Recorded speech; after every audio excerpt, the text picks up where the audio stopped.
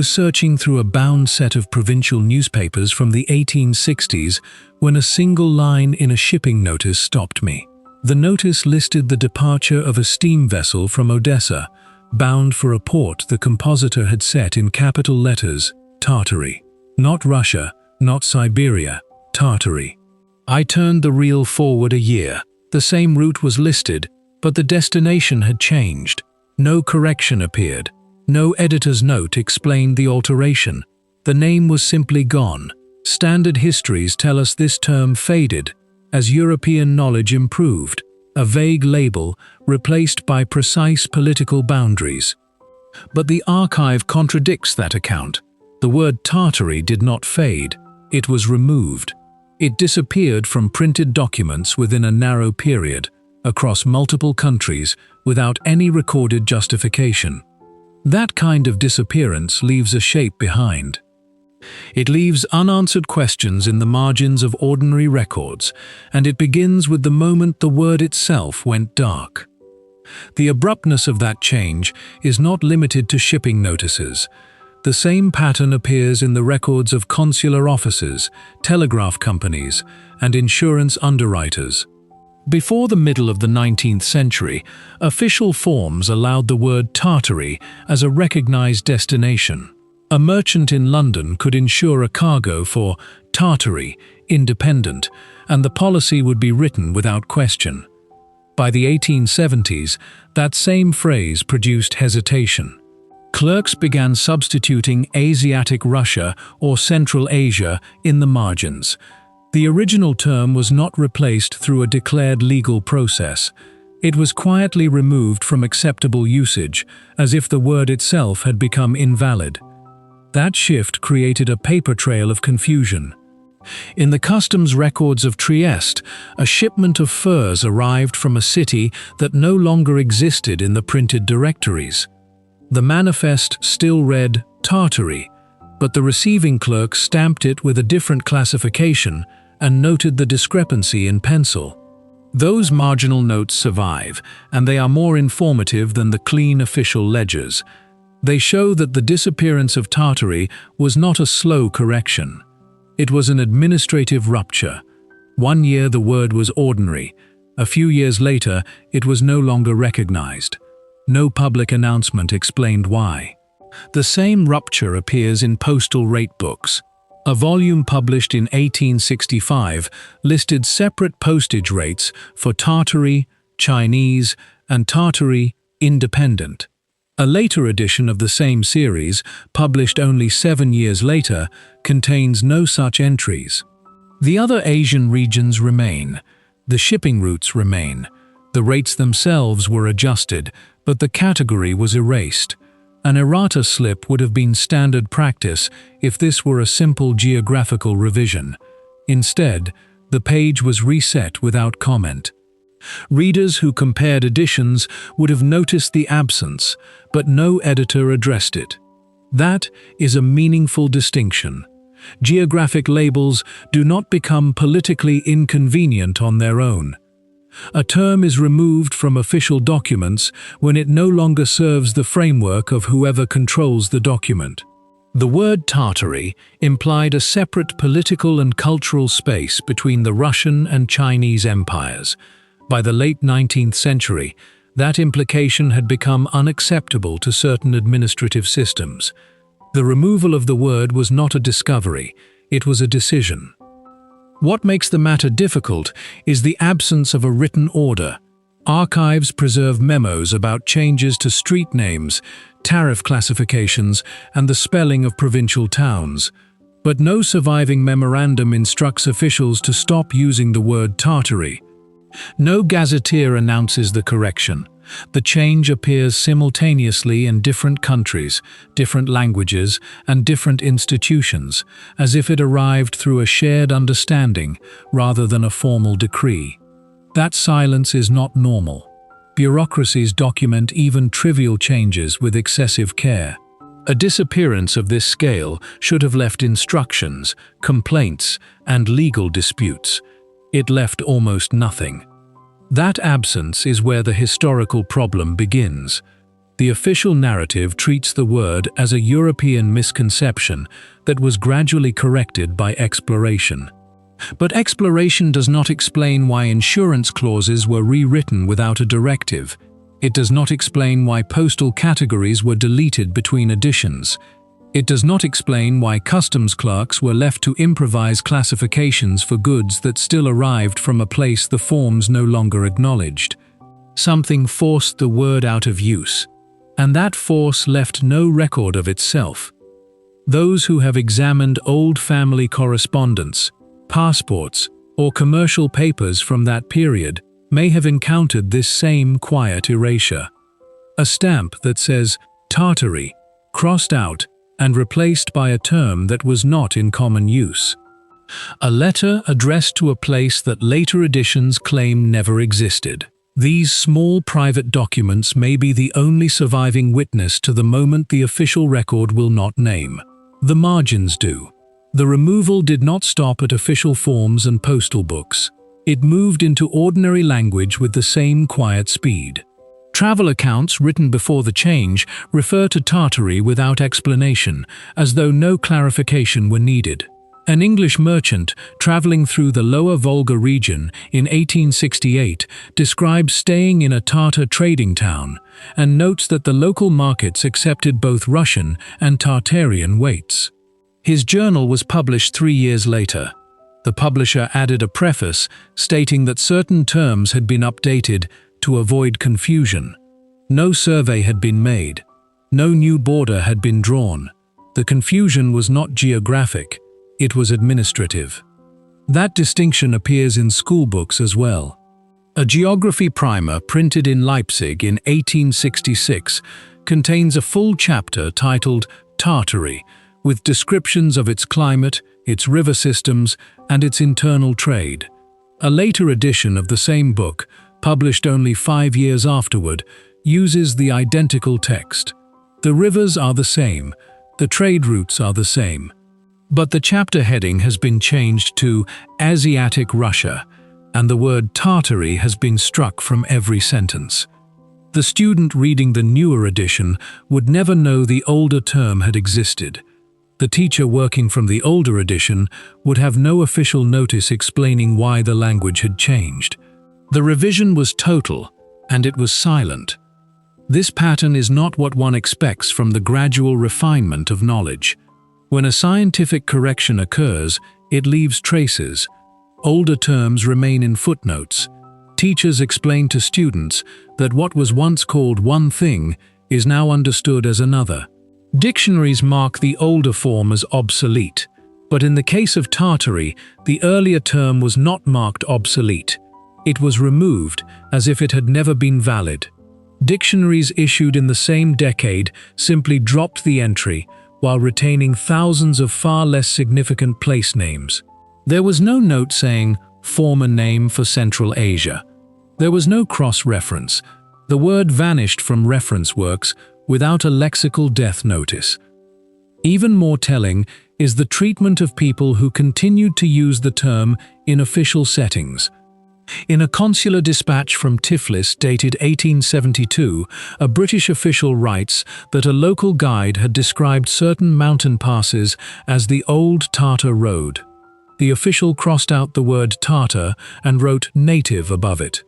The original sentence remains visible in the archive. It is a small gesture, but it reveals a discomfort with the word itself, not merely with its accuracy. The guide was not making a geographic claim. He was using the ordinary language of his region. The official correction was not factual, it was procedural. That procedural discomfort raises a difficult question. If Tartary was merely a vague European label, why did officials in widely separated places begin suppressing it at roughly the same time? The Russian, Ottoman, British, and French administrations each had different interests. They did not coordinate their school systems or their customs forms. Yet they all moved away from the word within a narrow band of years. That simultaneity suggests either a shared diplomatic understanding that left no paper trail or a common source of pressure that none of them recorded. Both possibilities are troubling for the standard account. The official narrative asks us to believe that a map label was gradually corrected by exploration. But the documentary record shows a term being actively removed from use, without announcement, without debate, and without a surviving order. An erasure carried out that smoothly does not happen by accident. It requires a reason, and if the reason were as simple as improved geography, the authorities would have said so. The silence itself becomes evidence. What remains uncertain is whether the removal began in one archive and spread outward, or whether it was imposed from a source that has not yet been identified. The private papers of merchants, teachers, and low-level clerks may hold the only answer. Their marginal corrections are still there. The suppression of the name did not erase the physical reality it once described. Travelers continued to encounter structures that local residents called Tartar buildings long after the word disappeared from official maps. A French engineer surveying rail routes through the steppe in 1874 noted that his Russian counterparts referred to certain fortified trading posts as Old Tartar Works. The engineer's field report uses the term without hesitation, as though it were standard professional language. The report was later filed under a revised classification, but the original page survives. The men who built the railway knew what the word meant. They simply stopped writing it down. That gap between spoken knowledge and printed record appears in unusual places. A set of regional fire insurance maps from the Volga Basin shows entire districts labeled with numerical codes rather than names. The legend for those codes is missing from every surviving copy. Older municipal plans for the same streets identify them as Tartar quarters, but the later insurance maps reduce them to blank numbered zones. The buildings themselves did not change. The street patterns did not change.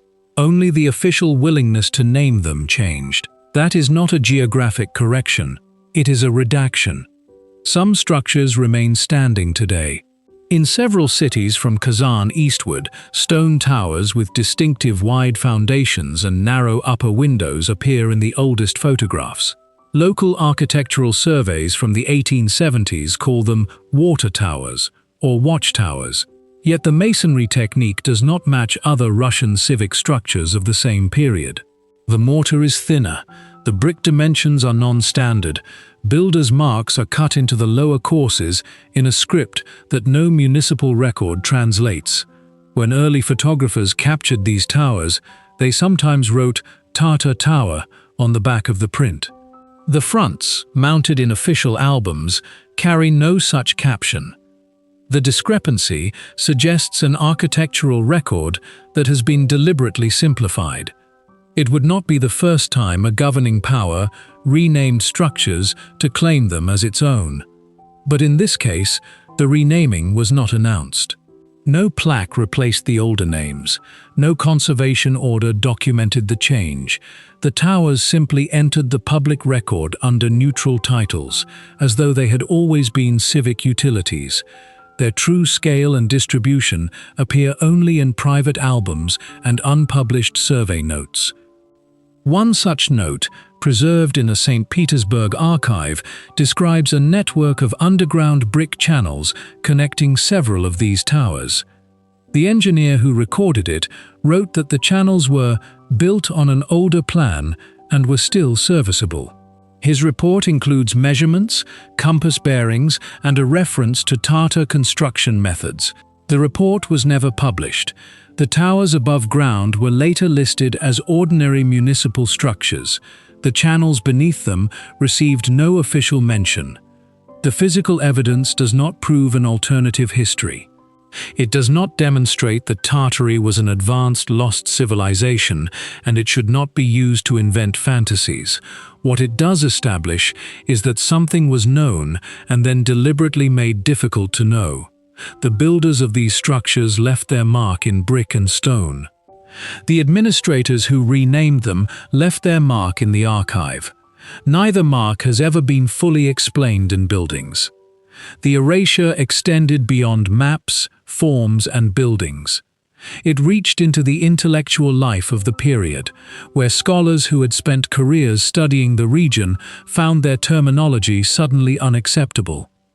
A German ethnographer who published a 2-volume study of Volga peoples in 1868 used the word Tartar throughout, without apology or explanation. His work was well received. 5 years later, the same scholar submitted a paper to a Berlin journal describing the identical populations.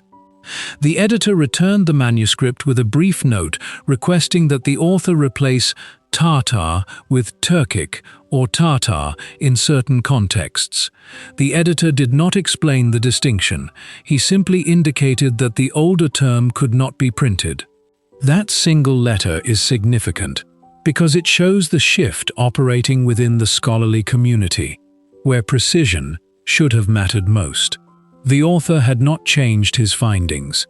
No new evidence had altered his classification. The only thing that had changed was the acceptability of a word. The editor did not claim the term was inaccurate. He claimed it could not be printed. That is not a scientific objection. It is a policy objection, and it arrived without a declared policy.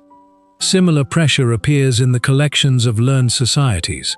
A French geographical society published a member's travel account in 1869, complete with references to the Tartar districts of certain trading cities. The Society's journal reprinted the account 2 years later in a collected volume. In the reprint, the references to Tartar districts were silently removed. The surrounding sentences remained intact. A reader comparing the two versions would find no note explaining the deletion. The journal's editorial practices were otherwise meticulous, with even minor corrections recorded in an annual errata. For this deletion, there was no errata, there was only absence. What makes these quiet removals important is that they happened at the exact moment when the region was being integrated into new imperial systems. The Russian state was expanding its administrative control eastward. Rail lines were being built. Telegraph cables were being strung. The lands once called Tartary were being opened to settlement, resource extraction, and military reorganization. In that context, a word that implied a separate historical identity was not merely inconvenient, it was an obstacle. The removal of Tartary from print may not have been about geography at all. It may have been about ownership. This does not require a conspiracy. It only requires an unspoken understanding among institutions that a certain term had become a liability. Governments and publishers often adjust language to match political realities. They do so without formal decrees because the pressure is understood before it is written. The problem is that this particular adjustment was never acknowledged. It was performed as if it had always been correct. That is why the absence of an official order is so strange. When a government changes the name of a city, it publishes a notice.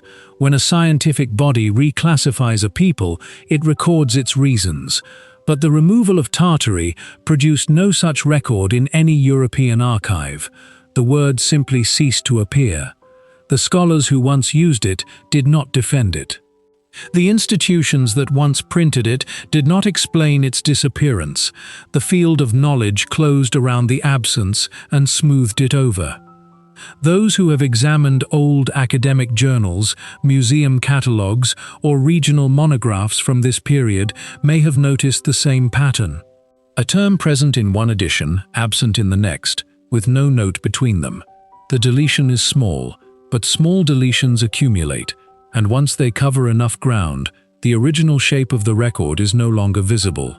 The human dimension of this erasure is the least examined part of the record. Behind the maps, the postal books, and the scholarly journals lay ordinary lives that were forced to adjust their language without being told why.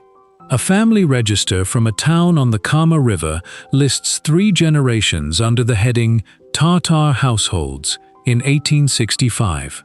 The same register, continued in 1872, uses a different heading, but the families beneath it are identical. The fathers' names are unchanged. The occupations are unchanged. The only difference is the label above them. No official visited the town to explain the new classification. The clerk simply wrote what he had been instructed to write, and the instruction itself has not survived. That is the quiet tragedy of administrative erasure. It does not announce itself, it simply changes the forms. A person born in a place called Tartary could reach adulthood and discover that the place of his birth no longer existed in official language. His passport would not say Tartary. His children's school records would not say Tartary. His ancestors' graves would remain in a land that had been renamed without ceremony. The lived experience of the people did not change. The language used to describe them did.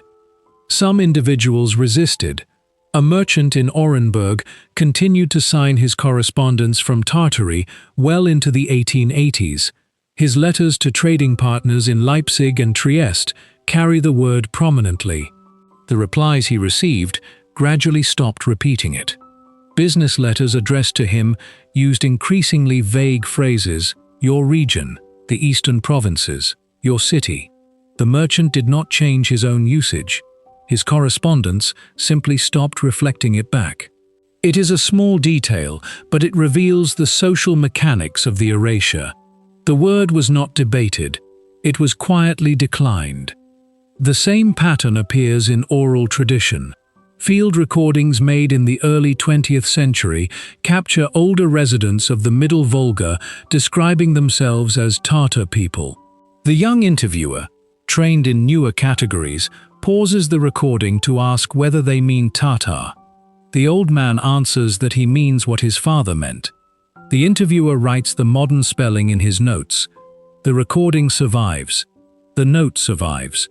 The distinction between them is the whole story. What can be said with certainty is limited. The documentary record does not support the claim that Tartary was a forgotten empire of advanced technology. No evidence suggests a lost civilization wiped from history by a single catastrophe. The evidence points to something more subtle and, in some ways, more disturbing. A widely used name was removed from official, scholarly, and commercial language within a narrow period, without a declared reason and without leaving the usual paper trail of administrative decisions. The removal was not complete. Private letters, marginal notes, oral memory, and physical structures preserved the older term. But the public record was successfully redesigned. That success raises the final question. If a term as large and as widely printed as Tartary could disappear so cleanly, what else has disappeared in the same way? What other names, places, or populations were removed not by evidence but by policy? The answer may not lie in the archives of governments. It may lie in the margins of private documents, the backs of old photographs, and the memories of families who still use words the official record no longer recognizes. The day Tartary went dark was not a single day. It was a process. But the process left a seam, and the seam is still visible to anyone who looks carefully. Thank you for watching this video. Click here to watch another video that might interest you.